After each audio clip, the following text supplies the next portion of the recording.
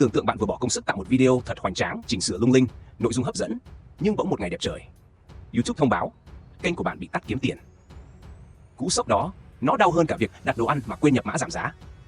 Nhưng tại sao lại bị như vậy? Và quan trọng hơn, làm sao để tránh? Ngay bây giờ, chúng ta sẽ cùng nhau bóc tách những lý do khiến kênh bị đánh gãy, mất kiếm tiền và làm sao để kênh của bạn sống khỏe, sống bền trên YouTube. Trước tiên, hãy nói về một sai lầm chí mạng mà rất nhiều người mắc phải. Nội dung sử dụng lại. Để dễ hiểu, tưởng tượng bạn lấy nguyên một đoạn phim, một chương trình truyền hình hoặc một clip hot trên TikTok rồi đăng lên kênh của mình mà không hề chỉnh sửa hay bình luận gì thêm. Nói thẳng ra, đây là hành động mượn nội dung của người khác mà không có giá trị sáng tạo. Và YouTube thì không thích điều đó chút nào. Việc copy paste như vậy không khác gì đi thi mà chép bài của bạn bên cạnh, bị đánh trượt là cái chắc.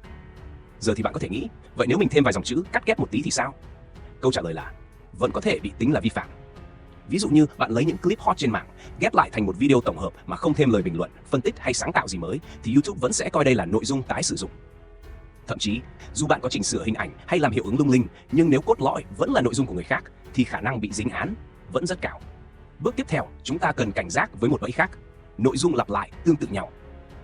Nếu kênh của bạn có hàng loạt video gần như giống nhau, chỉ thay đổi chút tiêu đề hay hình ảnh, YouTube sẽ đánh giá là nội dung kém sáng tạo và không có giá trị với khán giả. Điều này thường xảy ra với những kênh kiểu đọc tin tức từ web, tổng hợp thông tin không thêm nhận xét, hoặc dùng cùng một format cho quá nhiều video.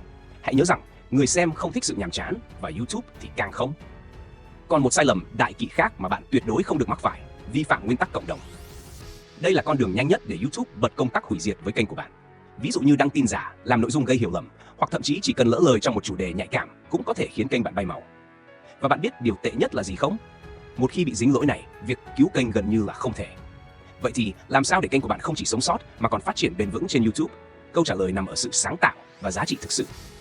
Đừng chỉ lấy nội dung của người khác rồi chỉnh sửa qua loa. Hãy thêm ý kiến cá nhân, góc nhìn độc đáo hoặc cách kể chuyện mới mẻ.